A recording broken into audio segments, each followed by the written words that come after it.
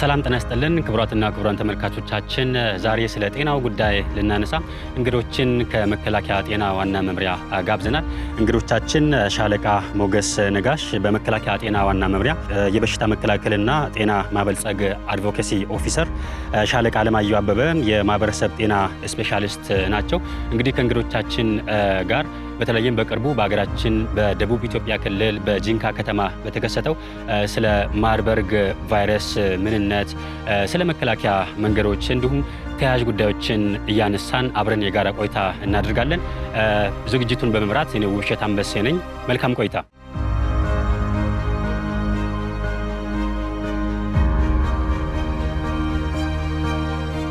እንግዲህ እንግዶቻችን እንኳን ደህና መጣችሁ እያልኩኝ ለጥያቄያችን መነሻ እንዲሆነን በሀገራችን እንግዲህ በቅርቡ የማርበርግ ቫይረስ ተከስቷልና ይህ ቫይረስ ምንነቱ ምንድነው? እንዴትስ ሊከሰት ቻለ? መነሻ ቦታውና ምክንያቱ ምንድነው ከሚለው እንነሳ እስኪ። እሺ፣ አመሰግናለሁ። እንግዲህ በቅርቡ የሀገራችን ለመጀመሪያ ጊዜ የተከሰተው የዚህ የቫይራል ሄሞራጂክ ፌቨር ተብሎ ነበር ሲጠራ የነበረውና ይሄም ማለት በተለያዩ ቫይረሶች አማካኝነት የደም መፍሰስ ከፍተኛ የሆነ የደም መፍሰስ ችግር የሚያስከትል በሽታ ነበረ። እንግዲህ የኢትዮጵያ ሕብረተሰብ ጤና ኢንስቲትዩት እንዲሁም የጤና ሚኒስቴር ያንን በሽታ ምንነቱን ለማወቅ ምርመራዎች ሲደረጉ ነበርና በቅርቡ የጤና ሚኒስቴርና ፒኤችአይ እንግዲህ መግለጫ እንደሰጡት የዚህ ቫይረስ ዋነኛው የዚህ ቫይረስ መከሰት ወይም ለዚህ በሽታ መከሰት ምክንያት የሆነው የማርበርግ የሚባለው ቫይረስ ነው። ማርበርግ ቫይረስ ታሪካዊ ዳራውን ካየነው በመጀመሪያ ጊዜ እንደ አውሮፓውያን አቆጣጠር በ1967 ጀርመን ውስጥ ማርበርግ በምትባለው ከተማ ውስጥ ላብራቶሪ ሲሰሩ በነበሩ ሳይንቲስቶች መካከል የተከሰተ ነው። ይህም በወቅቱ ከአፍሪካ ኡጋንዳ አካባቢ የዝንጀሮ ዝርያ ወስደው ምርምር እያደረጉ ነበርና ከዛ ጋር ንክኪ የነበራቸው ሰዎች በዚህ ቫይረስ ተይዘው ከዛ በኋላ ቫይረሱ ወደ ሌሎች ከተሞችና ወደ ሌሎች ሀገራት እየሰፋ የሄደበት ሁኔታ ነው እንግዲህ ታሪካዊ ሁኔታውን ስናየውና ስለዚህ በአጠቃላይ ይሄ ማርበርግ የሚባለው በሽታ በሰዎች ላይ ከፍተኛ የሆነ የደም መፍሰስ ችግር የሚያስከትል እንዲሁም ከፍተኛ የሆነ የሞት ምጣኔ ያለው እና በጣም ኮንታጂየስ ወይም ተላላፊ የሆነ በሽታ ነው። መልካም ሻለቃ፣ እንግዲህ የኢትዮጵያ ሕብረተሰብ ጤና ኢንስቲትዩት በቅርቡ ባወጣው መግለጫ በሀገራችን በደቡብ ኢትዮጵያ ክልል በጂንካ ከተማ ውስጥ ይህ ቫይረስ መገኘቱ ተረጋግጧልና እንደው እንዴት ሊከሰት ቻለ በሀገራችን ይህ ቫይረስ? እንግዲህ አሁን ያለንበት ዘመን ግሎባላይዜሽን ነው። ሰዎች በአጭር ደቂቃ ውስጥ ከአንድ ሀገር ወደ ሌላ ሀገር ይዘዋወራሉና አሁን የሰዎች እንቅስቃሴ በጣም ቀላል ከመሆኑ ጋር የተያዘ ይሄ የሰዎች እንቅስቃሴ ደግሞ አሉታዊ ጎኑ ምን አለ? እንደዚህ አይነት ድንበር የሚሻገሩ በሽታዎች በአጭር ጊዜ ውስጥ ከአንድ ቦታ ወደ አንድ ቦታ እንዲዛመቱ ምክንያት ይሆናልና እንደሚታወቀው የደቡብ ኢትዮጵያ ክልላችንም አጎራባች የሆኑ የሌሎች ሀገራት ጋርም ስለሚጎራበት የሚኖረው ሴናሪዮ ምንድነው? በሽታው ከሌላ ቦታ ከሌሎች የምስራቅ አፍሪካ ሀገራት ወደኛ እንደገባና ያው እሱን ከይዙ በሀገራችን እንደተከሰተ ነው እስካሁን ያለው መረጃ የሚያሳየውና ዞሮ ዞሮ የግሎባላይዜሽኑ የፈጠረው አንዱ ዋናው ምክንያት ነው የሀገራችን ቫይረሱ እንዲከሰት የሆነበት ምክንያት ማለት ነው። መልካም፣ ወደ ሻለቃ ሞገስ ልምጣና የማርበርግ ቫይረስ ምንድነው አሁን እያስከተለ ያለው ነገር እንደ ሀገራችን ሁኔታ እስኪ ትንሽ አጠር አድርገው ያንሱልን። ቀደም ብሎ ሻለቃ አለማየሁ እንደገለጸው በሽታው በአጭር ጊዜ ከፍተኛ ጉዳት የሚያደርስ ኮዙ ቫይረስና ስፔሲፊክ የሆነ ትሪትመንት ባለመኖሩ ጉዳቱ በጣም ከፍተኛ ነው። ስለዚህ አሁን በሀገራችን ውስጥ የከፋ ጉዳት ሳይደርስ በአሁኑ ሰዓት ከፍተኛ ርብርብ እየተደረገ ሰዎች በሽታ የተያዙ ሰዎች ተለይቶ ምርመራም ተደርጎ አሁን ከፍተኛ የሆነ በሽታውን ባለበት ለማቆም ከፍተኛ ጥረት እየተደረገ ይገኛል። ወደ ላብራቶሪ ውጤቶች እንምጣና የበሽታው ምልክቶች፣ መተላለፊያ መንገዶች፣ የመከላከያ መንገዶች እነሱን እናንሳ እስኪ ሻለቃ። በመጀመሪያ አካባቢ ሰዎች በዚህ በሽታ ሲያዙ የሚያሳዩት ምልክት ከፍተኛ የሆነ የሰውነት ሙቀት ወይም ትኩሳት፣ ራስ ምታት የመገጣጠሚያና የጡንቻ ህመም የመሳሰሉት ናቸው። እነዚህ ምልክቶች እንግዲህ ሌሎች በሽታዎችም ይህን ምልክቶች ያሳያሉ። በተለይ የወባ በሽታ ማንሳት ትችላለህ። ሌሎችም ታይፎይድ፣ ታይፈስም ተመሳሳይ የሆነ ነው። ኢኒሻሊ የሚያሳየው ምልክቶች ነጅ ይሄ ነው። በሽታው እየቆየ ሲሄድ እየጸና ሲሄድ ወዴት ይሄዳል? ከፍተኛ የሆነ ተቅማጥ፣ ትውከት፣ ደም መፍሰስ በአፍንጫ ሊሆን ይችላል፣ በአይን በጆሮ ሊሆን ይችላል። የደም መፍሰስ ሊያጋጥም ይችላል። እንዲሁም መጨረሻ አካባቢ ደግሞ የኦርጋን ፌለር የምንለው ወይም የጉበት የኩላሊትና ሌሎች የሰውነት አካሎቻችን ከስራ ውጭ የማድረግና ከዛ ቀጥሎ ለከፍተኛ የሆነ የበሽታ ምልክቱን ተከትሎ ወደ ሞት ድረስ ሊያደርስ የሚችል ነው። ስለዚህ ምልክቱ ላይ ጥንቃቄ ማድረግ ያለብን ምንድነው? ከሌሎች በሽታዎች ጋር ተመሳሳይ የሆነ ምልክት ስላለው በተለይ ከንክኪ ወይም ደግሞ ኤፒዲሚዮሎጂካሊ በሽታው ከተከሰተበት አቅራቢያ ያሉ አካባቢዎች ሲሆን ጥርጣሬያችን መጨመር አለበት ሊሆን ይችላል የሚለው ግምትም እንዲኖር በሚል ነውና ምልክቶቹ በአብዛኛው እነዚህ ናቸው።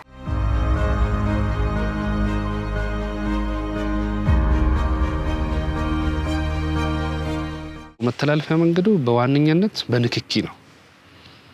ይህ ማለት በዚህ ቫይረስ የተያዘ በሽተኛን ቀጥታ በእጅ በመንካት ሊሆን ይችላል፣ ወይም ከዚህ ከታመመ ሰው የሚወጡ የተለያዩ ፈሳሾች ሰገራ ሊሆን ይችላል፣ ሽንት ሊሆን ይችላል፣ ደም ሊሆን ይችላል፣ ትውከት የመሳሰሉት ከዚህ ጋር በሚኖር ንክኪ ቫይረሱ ከታመመው ሰው ወደ ጤነኛው ሰው ይተላለፋል። በአብዛኛው ይሄ ነው።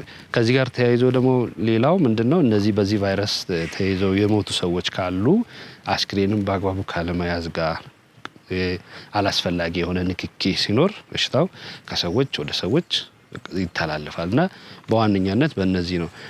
አልፎ አልፎ ምን ይሆናል? በጣም ከፍተኛ የሆነ ጥግግት ሲኖር በድሮፕሌት መልክ ወይም በመጠጋጋት ይሄ ጥሩነቱ ምንድነው? ከኮቪድ የሚለየው በአየር የሚተላለፍ በሽታ አይደለም። ግን ደግሞ ከፍተኛ የሆነ ጥግግት ባለ ወቅት ድሮፕሌት የምንላቸው ጥቃቅን የሆኑ በመተንፈሻ አካል የሚወጡ አሉና በእነሱም ሊተላለፍ ይችላል። በአብዛኛው ግን አሁን የሚተላለፈው በንክኪ ነው። ሻለቃ በተለይ መከላከያ መንገዶች ላይ በደም ያነሱት ሀሳብ ካለ? እንግዲህ መከላከያ መንገዶቹ ስትሪክት አይፒሲ ሜጀሮችን መጠቀም መቻል አለብን። ይሄ ማለት ምን ማለት ነው? ኢንፌክሽን ፕሪቬንሽን ላይ መስራት፣ ኮንታክት ዳይሬክት ኮንታክቶችን ማድረግ የለብንም። ለምሳሌ ለበሽታ የተያዘ ሰው ሊሆን ቀጥታ በሽታው ቀጥታ በንክኪ ነው የሚተላለፈው። ስለዚህ ከሰዎች ጋር ንክኪ ያለማድረግ፣ አካባቢያችን በጽዳት መያዝ፣ ሃንድ ዎሽ እጃችን በሳሙና ሳኒታይዘር መጠቀም፣ ከሰዎች ያለን እንደቀድሞ ንክኪ ባናረግ ጥንቃቄ መደረግ አለበት። ሌላ ኢንቫይሮንመንቱ ፔሸንት የተጠረጠሩ ሰዎች ወይም በሽታ የተከሰተበት አካባቢ ኢንቫይሮንመንቱን ክሊር ማድረግ፣ እዛ አካባቢ ዲስኢንፌክታንት ማድረግ አለብን። ሌላው ማንኛውም ትራቭል የሆኑ ሰዎች ወደዛ እንዳይመጡ ክልክል ማድረግ፣ የተያዙ በሽተኞችን አይሶሌት ማድረግ፣ ለብቻ ኳረንቲን አድርጎ ማከም፣ ተጠርጣሪዎችንም ለብቻ ለይተን እስከሚጣሩ ድረስ ለብቻ አስገብተን ማቆየት መቻል አለብን። ይሄን ሜጀሮችን በመጠቀም መከላከያ መንገዶችን ተጠቅመን በሽታውን በቁጥጥር ስር ማድረግ እንችላለን። ወደ ሻለቃ አለማየሁ ልምጣና ጤና ሚኒስቴር ባወጣው መረጃ መሰረት መሰል ቫይረስ ከዚህ ቀደም በምስራቅ አፍሪካ ተከስቶ እንደነበረ መረጃ ወጥቷልና ይህ በሽታ ከአካባቢ ወደ አካባቢ ከሀገር ወደ ሀገር የመዛመት እድሉ ምን ያህል ነው? ያው እንግዲህ አሁን በሀገራችን የተገኘው የማርበርግ ቫይረስ ስትሬኑ ከዚህ በፊት በታንዛኒያና ኡጋንዳ አካባቢ በምስራቅ አፍሪካ ከተከሰተው ቫይረስ ጋር ተመሳሳይ የሆነ ስትሬን አለው። ይህ ማለት አሁን ዓለም ባለችበት የግሎባላይዜሽን ሲስተም በሽታዎች ከአንድ ሀገር ወደ አንድ ሀገር የመንቀሳቀስ እድላቸው ወይም የመዛመት ቴንደንሳቸው በጣም ከፍተኛ ነው። ስለዚህ ዛሬ እዚህ ያለው በሽታ ነገ ወደ ጎረቤት ሀገራት ሊሄድ የማይችልበት ምክንያት የለም። እንደዚህ አይነት ድንበር ተሻጋሪ የሆኑ በሽታዎች በወረርሽኝ መልክ ሊከሰቱ ከፍተኛ ጉዳት ሊያደርሱ የሚችሉ ናቸውና አሁን ያለው ተጨባጭ የሰዎች እንቅስቃሴ ለበሽታዎች መዛመት ከፍተኛውን ድርሻ ይዛልና ከዚህ ጋር ተያይዞ የመከላከል ስራዎች ላይ በድንበር አካባቢ ላይ ደግሞ ከፍተኛ የሆነ የቁጥጥር ስራ ኦፍኮርስ እየሰራ ነው። የኢትዮጵያ ሕብረተሰብ ጤና ኢንስቲትዩት አሁን በእያንዳንዱ ወደ ሀገራችን በሚገቡ ፒኦኢ ወይም ፖርት ኦፍ ኢንተሪ የሚባሉ መግቢያ በሮች ላይ የስክሪኒንግ ስራ ይሰራል። እንደዚህ አይነት በሽታዎች ወደ ሀገር ገብተው ከፍተኛ የሆነ ጉዳት እንዳያደርሱ እየተሰራ ነውና አሁን ያሉት እነዚህ እንቅስቃሴዎች በሽታዎች ከአንዱ ሀገር ወደ ሌላ ሀገር እንዲዛመቱ ከፍተኛ የሆነ እድል የሚፈጥሩ ናቸውና በዛው ልክ ጥንቃቄያችንም የበለጠ መጠናከር አለበት ነው። በቅርቡ በዓለም አቀፍ ደረጃ እነ ኮሮና ቫይረስን የመሳሰሉ ኢቦላን የመሳሰሉ ቫይረሶች መከሰታቸው ይታወቃልና ይህ ቫይረስ ከነዚህ ቫይረሶች የሚለይበት መንገድ ወይንም ደግሞ አንድ የሚያደርገው በምንድን ነው? በጣም ጥሩ። የአጋጣሚ ሆኖ የማርበርግ ቫይረስ የኢቦላ ቫይረስ ከሚያመጣው ቫይረስ ጋር ከአንድ ፋሚሊ ናቸው። አንድ ፋሚሊ ማለት ፊሎ ቫይረስ የሚባሉ የቫይረስ ዝርያዎች አሉና ተመሳሳይ ፋሚሊ ነው ያላቸው። ስለዚህ በእነዚህ ውስጥ የሚቀመጡት የቫይረስ አይነቶች በሰዎች ላይ የሚያደርሱት ጉዳት በጣም ከፍተኛ ነው። ያሁን የሀገራችን የተከሰተው ማርበርግ እንኳን ብናይ የሞት ምጣኔው ከ24 እስከ 80% ይደርሳል ይላል። ይሄ ማለት ከተያዙ ሰዎች ውስጥ 100 ሰው የተያዘ ቢኖር ቢያንስ 80 ሰው የመሞት እድል አለው። ግን የሞት ምጣኔው ምን ላይ ነው የሚወሰነው? ለበሽተኞቻችን በምንሰጠው እንክብካቤና ባለን ቴክኖሎጂ የሕክምና አሰጣጥ ስታንዳርድ ላይ የሚመሰረት ሆኖ ግን በሽታው በጣም ከፍተኛ የሆነ ጉዳት የሚያደርስ ነውና ሌሎችም የቫይረስ ዝርያዎች ጋር በአንድ ፋሚሊ ያለ እና አሁን እንዳልከው ከኢቦላ ጋርም ተመሳሳይ የሆነ ግሩፕ ውስጥ የሚገኝ ቫይረስ ነው የማርበርግ ቫይረስ። በተለይ በማህበረሰባችን ውስጥ እየተሰጡ ያሉ መላምቶችን ከማጽዳት አንፃር ስለነሱ አንዳንድ ነገሮችን ያንሱ። በጣም ጥሩ። እንግዲህ በሽታዎች ከአንድ ሀገር ወደ አንድ ሀገር የሚዛመቱበትን ቅድም በሰፊው አይተናል። ይሄ አንድ ኬዝ ከየት ሊመጣ እንደሚችል ዝም ብሎ በመላምት ሳይሆን የራሱ የሆነ ሳይንሳዊ ዘዴ ያለው ኮንታክት ትሬሲንግ የሚባል የመጀመሪያው ኬዝ የት ሲገኝ ያ ሰው የት ነበረ፣ ከማን ጋር ንክኪ ነበረው ተብሎ ሳይንሳዊ በሆነ ትንታኔ ነው የሚሰጠውና ስፔሲፊካሊ እንደዚህ ከሆነ ሀገር እንደዚህ የመጣ ነው ምናምን ተብሎ አይወሰድም እና ጀስቲፊኬሽን የሆነ የራሱ የሆነ ሳይንሳዊ የሆነ መንገድ አለው ሊጠናበት የሚችለውና ከዛ ጋር ነው የሚያያዘው። ስለዚህ ከላይ ሀገር መጣ ወይም ወደዚህ መጣም ሳይሆን በሽታው ዋናው ቁም ነገሩ በሽታው ሀገራችን መከሰቱ እና በሽታው እንዳይስፋፋ መሰራት ስላለባቸው ነገሮች ነው። በሽታው በጣም አደገኛ በሽታ ነው እና አሁን ቅድም እንዳወራ ነው 80% ያህል 80% ያህል የመግደል አቅም ያለው ነው። ስለዚህ የኮሮና ቫይረስ ጊዜ እኮ ሰዎች በአየር የሚተላለፍ ነው፣ ግን የመግደል አቅሙ እንደዚህኛው ቫይረስ አይደለም። ብዙ ሰዎች በአንድ ጊዜ ብዙ ሰው አልሞተብንም፣ ሌሎች አውሮፓ ሀገሮች ላይ እንደነበረው ማለት ነው። ስለዚህ ለበሽታው የምንሰጠው ትኩረት በጣም ከፍተኛ መሆን አለበት። አንዴ በቫይረሱ ከተያዝን የመዳን እድላችን የሚወሰነው ቀድመን ቶሎ ወደ ሕክምና ተቋም በመሄድና በምናገኘው የሕክምና አሰጣጥ ላይ ነው የሚመሰረተው እንጂ በሽታው በጣም ከባድና ገዳይ እንደሆነ ሁሉም ሰው ሊገነዘበው ይገባል። ይህ በሽታ በሀገራችን ተከስተዋልና ይህን በሽታ ለመከላከል እንደ ተቋም እየተሰሩ ያሉ ስራዎች ምን ይመስላሉ? በሽታው ከተከሰተ ወዲህ እንደ መከላከያ ከኢትዮጵያ ሕብረተሰብ ጤና ኢንስቲትዩት ጋር በመነጋገር ሰራዊታችን ምን መደረግ አለበት የሚል ነገር የተለያዩ ጽሁፎችን ቅድመ ጦሩን ማንቃት ነው የኛ ስራ። ሰራዊቱ ስለ በሽታ ገዳይነት፣ አስከፊነት እንዲያቅ ቀድሞ እንዲዘጋጅ በየክፍሉ የዚህም በሽታ አስከፊነት ጽሁፍ በማዘጋጀት በሁሉም ከኢዝ ጀምሮ እስከ ታች ድረስ እንዲደርስ ጽሁፎችን ማድረስ፣ እዛ ደግሞ ጦሩን እዛ ያሉ የጤና ሙያተኞች ደግሞ ጦሩን የማንቃት የማስተማር ስለ በሽታ ምንነት የማሳወቅ ስራ መስራት ይሄ እየተደረገ ነው ያለው። ከዛ ጎን ለጎን ደግሞ ሁኔታ ቢሆን ቢከሰትስ ምንድነው የምናደርገው የሚል ከየሆስፒታሉ ያሉን በየቦታ በየኢዙ ያሉ ሆስፒታሎች ጋር በመነጋገር የራሳችን አይሶሌት ሩም ማዘጋጀት እንደ ሀገርም እንደ መከላከያም ማድረግ የሚገቡ ነገሮችን ጥንቃቄዎችን ጦሩን የማንቃትና ሆስፒታሎቻችን ስራ ላይ እንዲያተኩሩ ይሄን ቀደም ብለን በሰፊው ተነጋግረን ጽሁፎቹን አዘጋጅተን ልከን ጦሩን የማንቃት ስራ እየተሰራ ነው የሚገኘው። አሁን በየሁሉም በየግንባሩ ሁልጊዜ ዴይ ቱ ዴይ በመገናኘት ሪፖርቶችን በማጠናከር ከፍተኛ የሆነ ርብርብ እያደረግን ነው የሚገኘው። በዋነኝነት ይህን በሽታ አስከፊ በመሆኑ ጦሩ አውቆ ግለሰቡ የራሱን ኃላፊነት መውሰድ አለበት፣ የራሱን ጥንቃቄ ማድረግ አለበት። በሚንቀሳቀስበት ቦታ ሁሉ ጥንቃቄ እንዲደረግ ሁሉ ይሄ አዌርነስ የመስራት ስራዎች በከፍተኛ ሁኔታ እየተሰራ ይገኛል። ይህን እየሰራንበት ነው ያለን በአሁኑ ሰዓት። በሽታው በተለይ በንክኪ የመተላለፍ ድሉ ሰፊውን ፐርሰንታይል ይወስዳልና የሰራዊታችን አኗኗር ደግሞ ይታወቃል። አብሮ ነው የምኖረው። በካምፕ በግዳጅ ወቅት ከፍተኛ ንክኪ አለበትና ምን ማድረግ አለበት ይህን በሽታ ለመከላከል ሰራዊቱ? ቅድም እንዳልነው ቅድማ በሽታው መተላለፋ ዋና መንገዱ ዳይሬክት ኮንታክት ነው።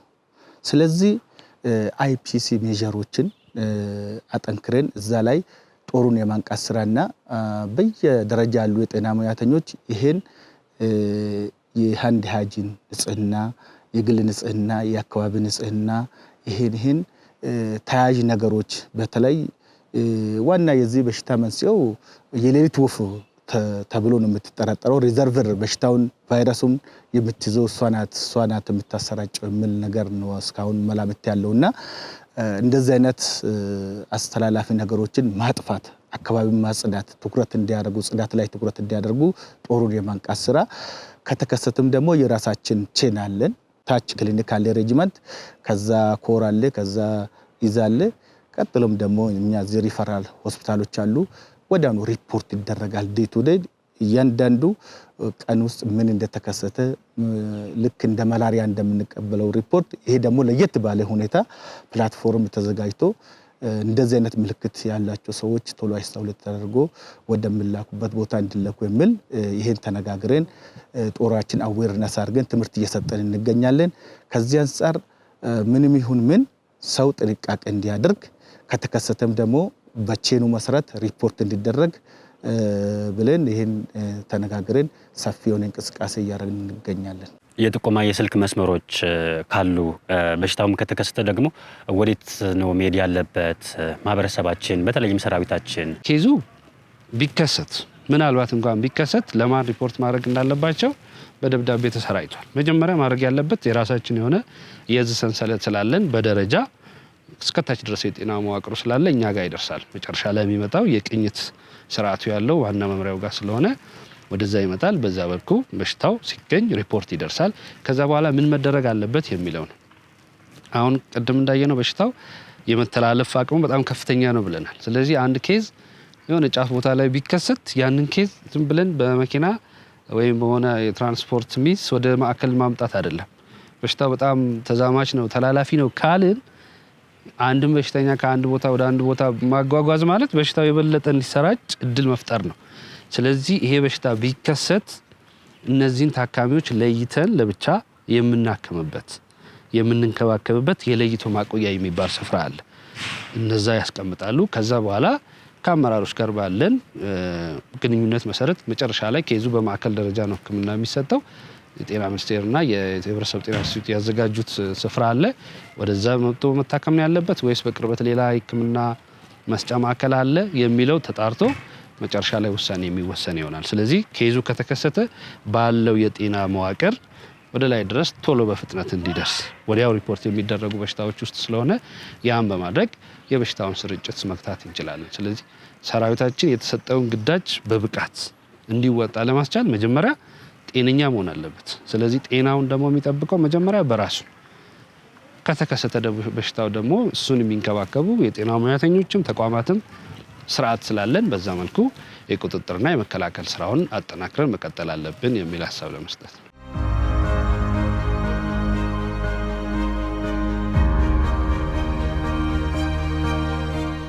ሻለቃ አጠቃላይ ከቫይረሱ ጋር ይዘው በስተመጨረሻ የሚያነሱት ሀሳብ ካለ? ጤና ሚኒስቴርና የህብረተሰብ ጤና ኢንስቲትዩት ባወጡት መግለጫ እስካሁን ኬዙ እየጨመረ ነው። ስለዚህ ስጋትነቱ እየጨመረ ነው። ስለዚህ የመከላከል ስራችን ላይ በጣም ጠንክረን መስራት አለብን። በሽታውን የመቆጣጠር ወይም ወደ ተቋማችን እንዳይገባ የመከላከል ስራው በእኛ ላይ ነው የሚወሰነው። ስለዚህ ባለን ማንኛውም ኤፈርት አሁን እየተሰሩ ያሉ ስራዎች በጣም ደስ የሚሉ ናቸው። በየቦታው የጤና ትምህርቶች ይሰጣሉ፣ ግን ውጤታማ መሆን አለባቸው። የምንሰጣቸው የጤና ትምህርቶች ፍሬ የሚያፈሩ መሆን ስላለባቸው እዛ ላይ ትኩረት አድርገን ከሰራን በሽታውን ማንቆጣጠርበት ምክንያት የለምና በጋራ በርትተን መስራት አለብን የሚለውን ለማስተላለፍ ነው። አመሰግናለሁ። እንግዶቻችን እንግዲህ ላነሳናቸው ጥያቄዎች ለሰጣችሁን ምላሽ በመከላከያ ቴሌቪዥን የፕሮግራም ዝግጅት ክፍል ስም ከልብ እናመሰግናለን። እኛም ከልብ እናመሰግናለን። የዚህ ስራ ደግሞ ዋነኛ ሞተራችን ናችሁ እናንተ። መረጃዎቻችን ታች የሚደርሱት በእናንተ አማካኝነት ነውና በጋራ ከሰራን ለጋራ ዓላማ ስለሆነ የምንሰራው እናንተንም በዚህ አጋጣሚ በጣም እናመሰግናችሁ እንወዳለን። ቴንክ ዩ። ክቡራትና ክቡራን ተመልካቾቻችን እንግዲህ በቅርቡ በሀገራችን በደቡብ ኢትዮጵያ ክልል በጂንካ ከተማ በተከሰተው ማርበርግ ቫይረስ ዙሪያ እንግዲህ እንግዶችን ከመከላከያ ጤና ዋና መምሪያ ጋብዘን ያደረግነው ቆይታ ይህንን ይመስል ነበረ። እንግዲህ አዳዲስና ወቅታዊ መረጃዎች ሲኖሩ ደግሞ እንግዶቻችንን መልሰን የምንጋብዝ ይሆናል። ይህን በሽታ ለመከላከል ሁላችንም በያለንበት አስፈላጊውን ጥንቃቄ እያደረግን እንከላከል መልእክታችን ነው። ሰላም ለሀገራችን፣ ሰላም ለዓለማችን።